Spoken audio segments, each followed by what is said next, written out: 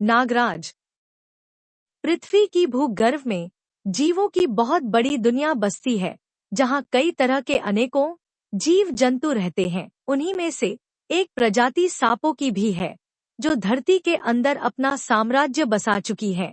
एक भयानक जंगल था, जिसके बीचों बीच में नदी के किनारे एक पहाड़ था और उसी पहाड़ी में नागराज रहता था, जो सांपों का राजा था। उसके पास अपार शक्तियां थी, लेकिन वह पृथ्वी की रक्षा करने के लिए उत्तरदायी था। नागराज की बहुत विशाल सर्प सेना थी, जो उसके एक इशारे पर कोहराम मचा सकती थी। जंगल के सभी जीवों का राजा वैसे तो शेर को ही माना जाता है, लेकिन इस जंगल का राजा नागराज था, जिसने पूरे जंगल में अपना वर्चस्व बना लिया था। एक बार कुछ लोग परिवार के साथ जंगल में भटक कर पहुंच जाते हैं।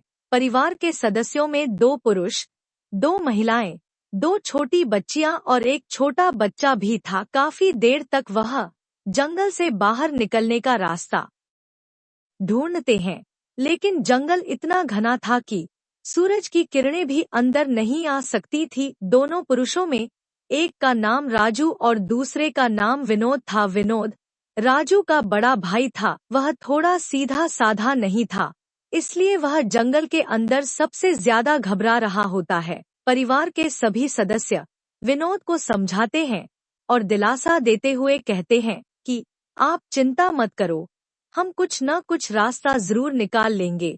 राजू थोड़ा हिम्मती था, वह सभी को लेकर आगे बढ़ने लगता है। बच्चे छोटे होते हैं, इसलिए उन्हें गोद में लेकर आगे बढ़ते हैं। सबसे छोटा बच्चा सिर्फ 5 वर्ष का होता है। उसे जंगल में मजा आ रहा होता है। वह ऊंचे ऊंचे पेड़ पौधों को देखकर बहुत खुश होता है। काफी दूर चलने के बाद राजू को एक विशाल पहाड़ नजर आता है।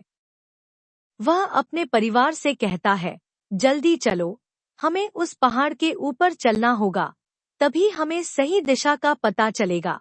सभी चलते चलते थक चुके होते हैं।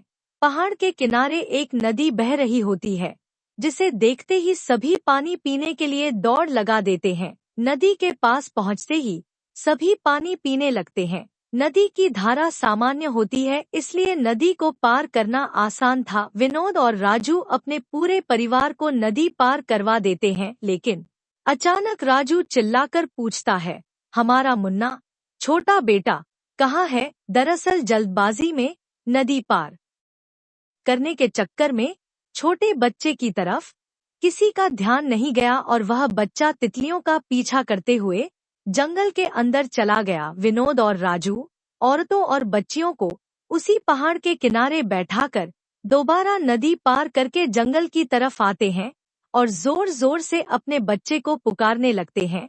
और यहाँ दूसरी तरफ अपने बच्चे के गम में पहाड़ के किनारे पर बैठी औरतें जोर जोर से रो रही होती है। उनके रोने की आवाज से नागराज पहाड़ की सुरंगों से अपनी सेना के साथ बाहर आते हैं।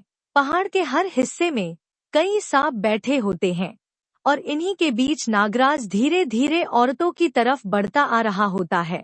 अचानक औरतों की नजर पहाड़ पर बैठे सांपों पर पड़ती है। वह डर से चीखने लगती हैं और अपने बच्चियों को अपनी गोद में छुपा लेती हैं।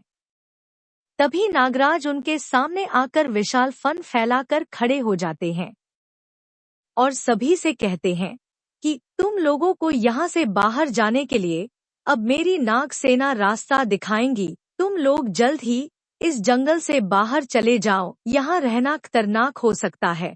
राजू और विनोद भी बोलता हुआ सांप देखकर दंग रह जाते हैं, लेकिन उन्होंने अपने बच्चों को पा लिया था।